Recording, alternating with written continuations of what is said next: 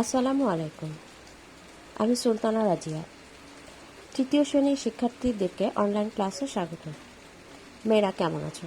আশা করি তোমরা সবাই আল্লাহর রহমতে ভালো আছো। তো মেয়েরা, আমি গত ক্লাসে যে ভাগ অঙ্কগুলো করিয়েছিলাম আর যেগুলো বাসায় করতে বলেছিলাম, আশা করি তোমরা এগুলো বাসায় অনুশীলন করেছো। আসো আমরা পৃষ্ঠা 69-এর বাকি অঙ্কগুলো আজকে একটু করি। মেয়েরা, সেদিন আমি এখান থেকে কিছু অঙ্ক করিয়েছিলাম, 3 নাম্বার, 6 নাম্বার, 11 নাম্বার। আমি বলেছিলাম যে তোমরা এগুলো বাসায় করবে। আমি আশা করি তোমরা এগুলো বাসায় করেছো। আজকে আমি 2, 3, 4, 5, 6 এই 5টা অঙ্ক তোমাদেরকে করে দেখাবো। একটি শ্রেণীতে 45 জন শিক্ষার্থী আছে। প্রতি বেঞ্চে 5 জন করে শিক্ষার্থী বসতে পারে। তাদের বসার জন্য কয়টি বেঞ্চের প্রয়োজন? মেয়েরা, এবারে অঙ্কটা একটু খেয়াল করো। একটা শ্রেণীতে 45 জন শিক্ষার্থী আছে।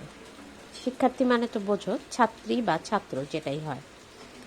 প্রতি বেঞ্চে 5 জন করে শিক্ষার্থী বসতে পারে, মানে একটা বেঞ্চে 5 জন করে শিক্ষার্থী বসতে পারে। তাহলে তাদের বসার জন্য কয়টি বেঞ্চের প্রয়োজন হবে? মানে 45 জন ছাত্রীর জন্য ওই ক্লাসে কয়টা করে বেঞ্চের প্রয়োজন হবে?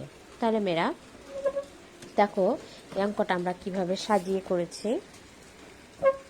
আমাদেরকে অঙ্কেতে একটা জিনিস খেয়াল রাখতে হবে যে কি বের করতে বলছে। আমার এই অঙ্কে বের করতে বলা হয়েছে কয়টা বেঞ্চ লাগবে। মানে 45 জন শিক্ষার্থী মোট কয়টা বেঞ্চে বসতে পারবে। তাহলে আমি অঙ্কটা সাজানোর সময় বেঞ্চটাকে পরে নিয়ে আসবো। এই জিনিসটা যদি আমরা খেয়াল করি তাহলে অঙ্কে সমস্যা হবে না। তাহলে দেখো, 5 জন করে শিক্ষার্থী বসে একটি বেঞ্চে। যেহেতু আমাকে জানতে চাওয়া হয়েছে কয়টি বেঞ্চ লাগবে, তাই আমি দেখো বেঞ্চটাকে পরে নিয়ে আসছি, মানে ফলাফলের জায়গায় নিয়ে আসছি। তোমরা যদি এইটা সবসময় অঙ্কের ক্ষেত্রে এটা ভাবো যে কি বের করতে হবে, দিন, মাস, শিক্ষার্থী, জন, মানে যখন যেটা আর কি ভাষা থাকে তখন যেটা বের করতে বলা হবে সেটাকে তুমি পরে নিয়ে আসবা সাজানোর ক্ষেত্রে, তাহলে দেখবো অঙ্কটা ঠিক হয়ে গেছে।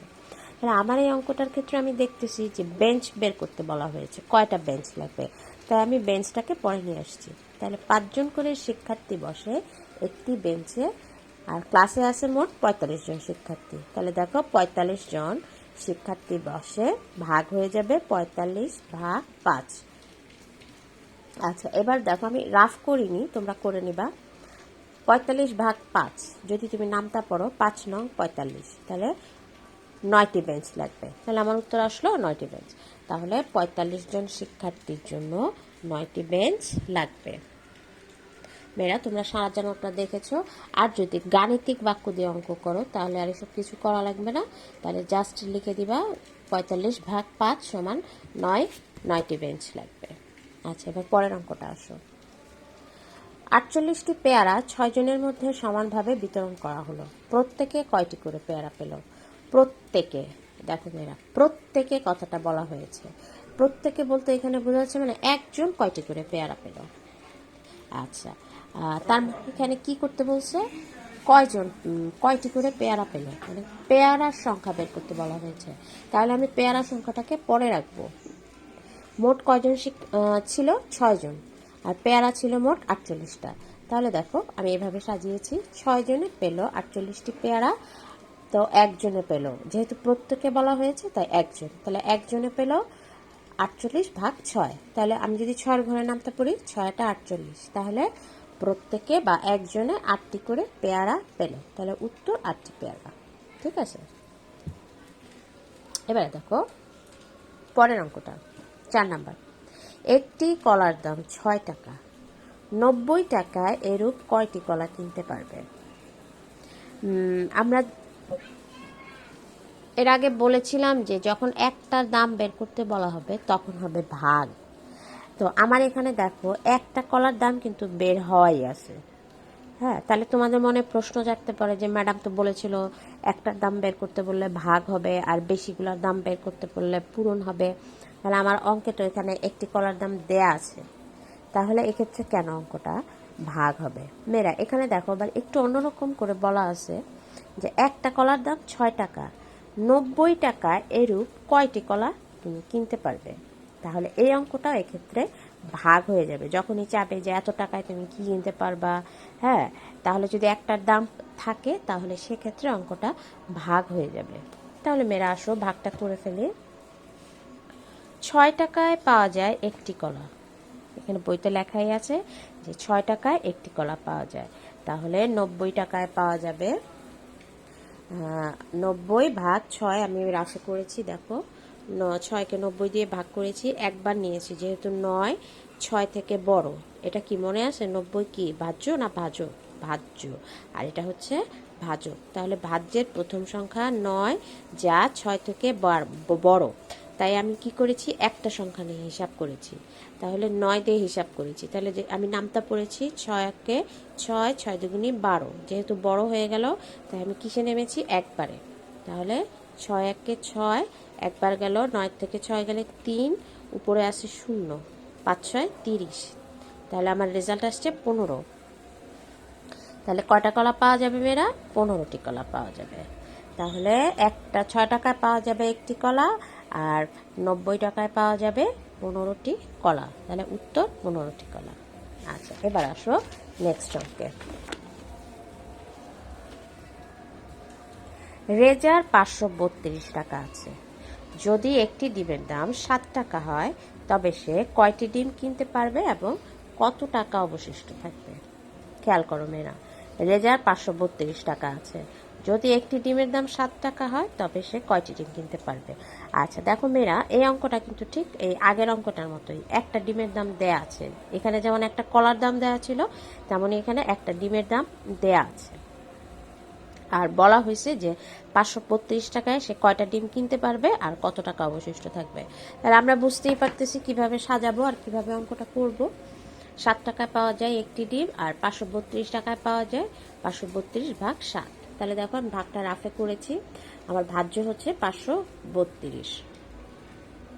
আচ্ছা, তাহলে 5, আমি যদি প্রথম সংখ্যাটা দিয়ে একটু দেখি, 5 হচ্ছে প্রথম সংখ্যা, যেটা ভাজক থেকে ছোট, তাই আমি এটা নিব না। তাহলে আমি নিয়েছি 2 সংখ্যা 53। আমি 53 দিয়ে হিসাব শুরু করেছি। আমি নামটা পড়ে দেখলাম, 7 7, 7 দুগুণী 14, 3 7 21, 4 7 28, 5 7 35, 6 7 42, 7 7 49, 7 8 56। 56 যেহেতু বড় হয়ে যায় আমি 7 বারে গেছি, 7 7 49। ঠিক আছে, তাহলে 53 থেকে 49 গেলে এখন কত থাকে? 49, 50, 51, 52, 53, মানে 4। আর এখানে 2 আছে, আমি 2 নামিয়ে দিলাম। তাহলে কয়বার গেল? 42, 6 7 42। তাহলে দেখো 76টি ডিম কিনা যাবে। আচ্ছা মেয়েরা দেখো, আমাদের অঙ্কে বলেছিল যে কত টাকা অবশিষ্ট থাকবে। আচ্ছা, আমরা ভাগটা করে দেখলাম, এখানে কিন্তু কোনো অবশিষ্ট বের হয়নি। এখানে আমার অঙ্কটা মিলে গেছে। তাহলে আমার কিন্তু উত্তরে আমি লিখব 76টা ডিম পাওয়া যাবে আর কোনো টাকা অবশিষ্ট থাকবে না। তোমার মনে হতে পারে যে যেহেতু উত্তরে চেয়েছে যে কত টাকা অবশিষ্ট থাকবে, তাহলে কি আমার অঙ্কটা ভুল হলো? এটা কিন্তু না, এটা তোমার কনফিডেন্স দেখার জন্য এরকম একটা ভাষা বলা হয়েছে। আমরা অঙ্কটা করে দেখলাম যে আমার কোনো ভাগশেষ থাকে না, অর্থাৎ কোনো অবশিষ্ট থাকবে না। তাহলে আমি উত্তর এভাবে লিখে দিব, ঠিক আছে? আর যদি অবশিষ্ট থাকতো তাহলে আমি সেভাবেই উত্তরটা লিখতাম যে এত টাকা অবশিষ্ট থাকবে। আচ্ছা, এবার লাস্ট অঙ্কটা দেখো এই পেজের 6 নাম্বার। 365 দিনে 1 বছর হয়। আমরা তো জানি 365 দিন সমান 1 বছর। 1 বছরে কত সপ্তাহ ও কত দিন হবে? আচ্ছা, 1 বছরে, তাহলে এই যে আমরা দীর্ঘ একটা বছর যখন পার করি, তাহলে আমাকে বের করতে বলেছে অঙ্কের মাধ্যমে এই 1 বছরে কয়টা সপ্তাহ আর কয়টা দিন। এটা কিন্তু খুব প্র্যাকটিক্যাল একটা অঙ্ক, যে আমরা কিন্তু জানতে পারবো এই অঙ্কটার মাধ্যমে যে 1 বছরে আমরা কয়টা সপ্তাহ পার করি। আচ্ছা, এই অঙ্কটা করার সময় দেখো আমাকে কি করে করতে হবে। 1 বছর সমান 365 দিন, সেটা আমরা জানি। আচ্ছা, এবার চাইছে, দেখো অঙ্কের মধ্যে চাইছে কত সপ্তাহ কত দিন। তাহলে আমাকে এই সম্পর্কটা খুঁজে বের করতে হবে। আমরা জানি 1 সপ্তাহ সমান সমান 7 দিন। তাহলে আমি 7 দিয়ে 365কে ভাগ করে দিচ্ছি। আমার ভাজ্য হচ্ছে 365। আমি 3 দিয়ে অঙ্কটা করব না, কারণ 3টা ছোট 7 বড়, কাজে আমি 2 সংখ্যা নিয়েছি। তাহলে আমি নামতা পড়ে দেখলাম, 7 অক্ষে 7, 7 দুগুণে 14, 3 সাতা 21, 4 সাতা 28, 5 সাতা 35, 6 সাতা 42, 42টা বড় 6 বার, 5 5 সাতা 35, 6 থেকে 5 গেলে 1, এবার নামলো 5। আচ্ছা, হলো কত? 15। আবার তুমি পড়ো, 7 অক্ষে 7, 7 দুগুণি 14, তাহলে 2 বার গেল 14, রইল 1। তাহলে এটা হয়ে যাবে সপ্তাহ আর এটা হবে দিন। তাহলে আমার রেজাল্ট আসলো 1 বছর সমান সমান 52 সপ্তাহ 1 দিন। তো মেয়েরা, আজকে দেখো আমরা পৃষ্ঠা 69-এর কথার অঙ্কগুলা করে ফেললাম, 2, 3, 4, 5, 6। আমি আশা করি তোমরা অঙ্কগুলা বুঝতে পেরেছো।